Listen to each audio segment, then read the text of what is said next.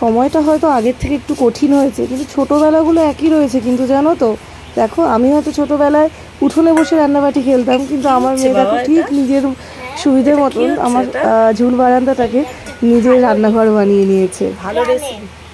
আচ্ছা, গ্রামের রেসিপি হচ্ছে একটা। রুটিটাকে আমি একদম জল দিয়ে একদম গুঁড়ো গুঁড়ো করে নিয়েছি।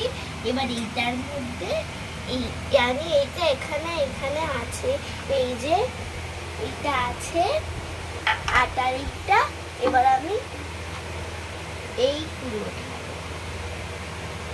এগুলো হলো পেপারস গুলো আমি একটু স্টাইল, এটা হলো ব্ল্যাক পেপারস, আমি এগুলোকে একটু স্টাইলিশ ভাবে ঢেলে নিচ্ছি। আমি এই ছোটো ছোটো মুহূর্তগুলো ক্যাপচার করতে ভালোবাসি। সময় ঝড়ের বেগে এগোচ্ছে, দেখতে দেখতে 7 বছর হতে চললো, জানো।